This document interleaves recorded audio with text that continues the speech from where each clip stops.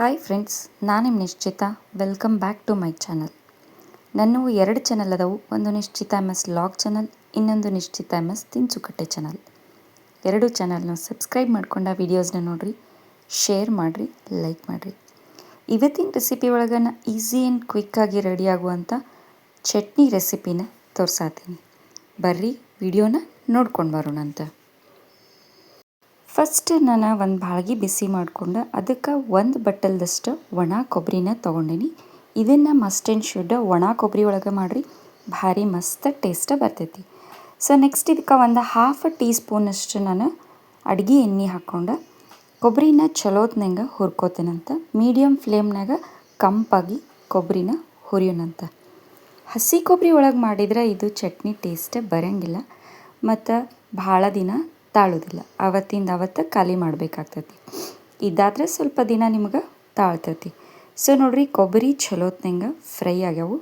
ಈಗ ನಾನು ಗ್ಯಾಸನ್ನು ಆಫ್ ಮಾಡಿಕೊಂಡು ಕೊಬ್ಬರಿ ಸ್ವಲ್ಪ ತಣ್ಣಗಾಗೋ ಮಟ್ಟ ಬಿಡ್ತೀನಿ. ಕೊಬ್ಬರಿ ತಣ್ಣಗಾಗೋ ಮಟ್ಟ ಬೆಳ್ಳುಳ್ಳಿ ಅದು ಮಿಕ್ಸಿ ಮಾಡ್ಕೊಳ್ಳೋಣಂತ ಬರ್ರಿ.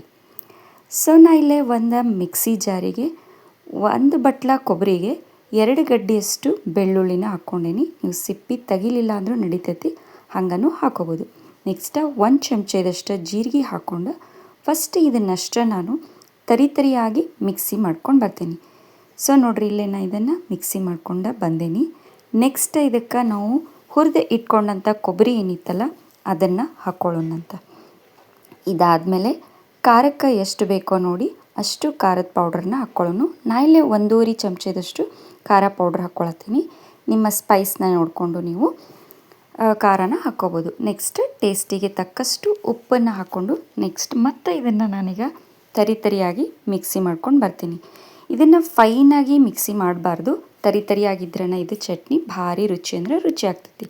ಸೊ ಒಂದು ಸ್ವಲ್ಪ ನೀರು ಸೇರಿಸ್ದಂಗೆ ನಾನು ಇದನ್ನು ತರಿಯಾಗಿ ಮಿಕ್ಸಿ ಮಾಡ್ಕೊಂಡು ಬಂದೇನಿ. ನೋಡಿರಿ, ನೀವು ನೀರು ಸೇರಿಸಿದ್ರಿ ಅಂದರೆ ಅದು ಕೊಬ್ಬರಿ ಚಟ್ನಿ ಇಡ್ಲಿಗೆ ಅದು ಆಗ್ತೈತಲ್ಲ ಆ ಥರ ಆಗ್ಬಿಡ್ತೈತಿ. ಬಟ್ ಈ ಥರ ಡ್ರೈ ಚಟ್ನಿ ಭಾರಿ ಮಸ್ತ್ ಅಂದರೆ ಮಸ್ತ್ ಆಗ್ತೈತಿ. ಸೊ ನೋಡಿರಿ, ಡ್ರೈ ಆದಂಥ ಈಸಿ ಆ್ಯಂಡ್ ಕ್ವಿಕ್ ಕಡಿಮೆ ಇಂಗ್ರೀಡಿಯೆಂಟ್ಸ್ನಾಗ ರೆಡಿ ಆಗುವಂಥ ಕೊಬ್ಬರಿ ಚಟ್ನಿ ರೆಡಿ ಆಗೈತಿ. ನೀವು ಇದನ್ನು ಹೊರಗಡೆನೇ ಇಟ್ಕೊಂಡು ತಿಂದ್ರಿ ಅಂದ್ರೆ 2ರಿಂದ 3 ದಿನ ಬರ್ತೈತಿ. ಮತ್ತು ಫ್ರಿಜ್ನಾಗ ಇಟ್ಕೊಂಡು ತಿಂದ್ರಿ ಅಂದ್ರೆ ಒಂದು ವಾರದವರೆಗೂ ಇದು ನಿಮ್ಗೆ ತಾಳ್ತೈತಿ. ಸೊ ಈಸಿ ಆ್ಯಂಡ್ ಕ್ವಿಕ್ಕಾಗಿ ರೆಡಿ ಆಗುವಂಥ ಕೊಬ್ಬರಿ ಚಟ್ನಿ ರೆಡಿ ಆಗೈತಿ ನೋಡಿರಿ. ಸೊ ನಾನು ಇದನ್ನು ಒಂದು ಸರ್ವಿಂಗ್ ಬೌಲಿಗೆ ಸರ್ವ್ ಮಾಡ್ಕೊಳತ್ತೀನಿ. ಮತ್ತು ಮಿಕ್ಕಿರೋ ಚಟ್ನಿನ ಒಂದು ಏರ್ಟೈಟ್ ಕಂಟೈನರ್ನಾಗ ಹಾಕ್ಕೊಂಡು ಫ್ರಿಜ್ನಾಗ ಇಟ್ಕೊಂಡು 1 ವೀಕ್ವರೆಗೂ ನಾನು ಯೂಸ್ ಮಾಡ್ತೀನಿ. ಸೊ ಫ್ರೆಂಡ್ಸ್, ನಾನು ಮಾಡಿದಂಥ ಈಸಿ ಆ್ಯಂಡ್ ಟೇಸ್ಟಿಯಾಗಿರುವಂಥ ಚಟ್ನಿ ರೆಡಿ ಆಗೈತಿ ನೋಡಿರಿ. ನೀವು ಮನೆಯೊಳಗೆ ಮಾಡಿರಿ, ಟೇಸ್ಟ್ ಹೆಂಗಿತ್ತು ಅಂತ ಹೇಳಿ ನನಗೆ ಕಮೆಂಟ್ ಸೆಕ್ಷನ್ನಾಗ ತಿಳಿಸ್ರಿ. ನಾನು 2 ಚಾನಲ್ನ ಸಬ್ಸ್ಕ್ರೈಬ್ ಮಾಡ್ಕೊಂಡು ವೀಡಿಯೋಸ್ನ ನೋಡಿರಿ, ಶೇರ್ ಮಾಡಿರಿ, ಲೈಕ್ ಮಾಡಿರಿ. ನೀವು ನನ್ನ ವಿಡಿಯೋನ ಲೈಕ್ ಮಾಡೋದ್ರಿಂದ ನನ್ನ ವೀಡಿಯೋಸ್ ಭಾಳಷ್ಟು ಜನರ ಮಟ್ಟ ರೀಚ್ ಆಗ್ತಾವೆ ನೋಡಿರಿ. ನನಗೆ ಸಪೋರ್ಟ್ ಮಾಡಿರಿ. Thank you.